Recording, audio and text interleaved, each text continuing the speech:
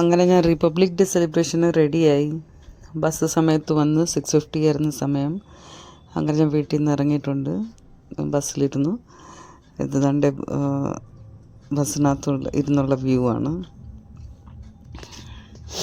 വലിയ ട്രാഫിക്കൊന്നും ഇല്ലായിരുന്നു, പക്ഷേ ഇന്ന് നല്ല സ്പീഡിലായിരുന്നു ബസ് മൂവ് ചെയ്തത്. കാരണം 7:30 റിപ്പോർട്ടിംഗ് ടൈം ആയിരുന്നു. 7:20 അവിടെ റീച്ച് ചെയ്യണമായിരുന്നു ബസ്. അത് കാരണം അങ്ങനെ ഞങ്ങൾ വെന്യൂവിലെത്തി. ഇതാണ്ട് വ്യൂ, റിപ്പബ്ലിക് ഡേയുടെ സെറ്റപ്പ്.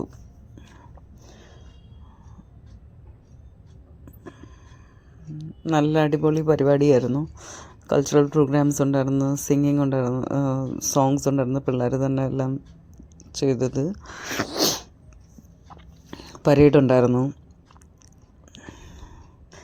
അങ്ങനെ എല്ലാം കഴിഞ്ഞ് ട്യൂഷനുണ്ടായിരുന്നു എനിക്ക്. 2:30 വരെ ഞാൻ ട്യൂഷൻ എടുത്തു. അത് കഴിഞ്ഞിട്ട് പ്രൈവറ്റ് ട്യൂഷനാണ് ഞാൻ എടുക്കുന്നത്. അവിടുന്ന് പിന്നെ ഇത് തിരിച്ച് വീട്ടിലോട്ട് പോകുന്ന വഴിയാണ്. അങ്ങനെ വീട്ടിലോട്ട് പോയിക്കൊണ്ടിരിക്കുകയാണ്. ഇന്ന് ഞങ്ങളുടെ മുഖ്യ അതിഥി ആയിട്ട് വന്നത്, ചീഫ് ഗസ്റ്റായിട്ട് വന്നത് ഒരു എക്സ് സ്റ്റുഡൻ്റ് ആയിരുന്നു സ്കൂളിൻ്റെ. വന്ന് ഒരു MBBS ഡോക്ടറായി കൊച്ച്, അലുമിനായി സ്കൂളിൻ്റെ. അന്നേരം ആ കൊച്ച് പറഞ്ഞ കുറച്ച് കാര്യങ്ങളുണ്ട്. നമ്മൾ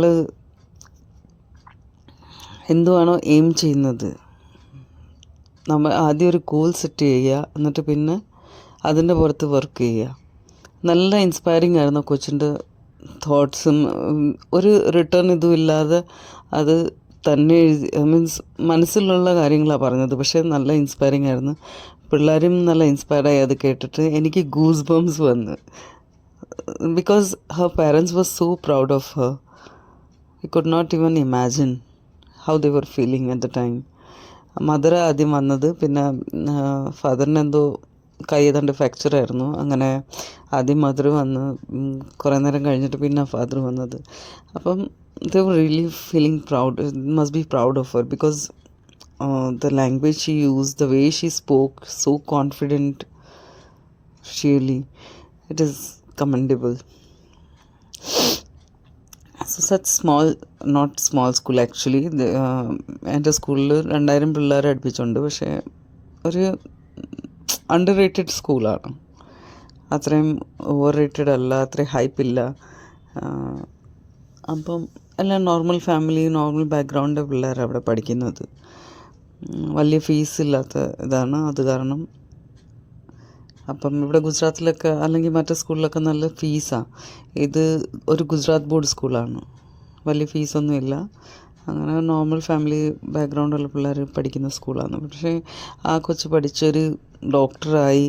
അത് കഴിഞ്ഞ് ആ സ്കൂളിൽ തന്നെ വന്ന് ചീഫ് ഗസ്റ്റായിട്ട്, ഭയങ്കര ഒരു കാര്യം തന്നെ.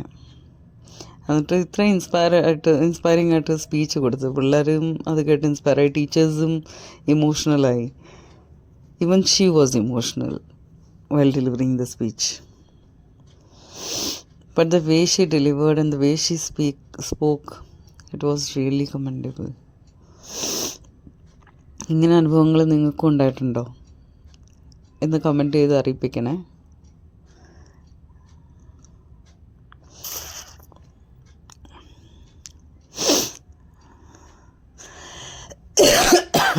അങ്ങനെ ഞാൻ വീട്ടിലെത്താറായി. It was a very good experience. നല്ലൊരു എക്സ്പീരിയൻസ് ആയിരുന്നു ഇത്. അതുകൊണ്ട് ഞാൻ നിങ്ങളോട് ഷെയർ ചെയ്യാമെന്ന് വിചാരിച്ചു.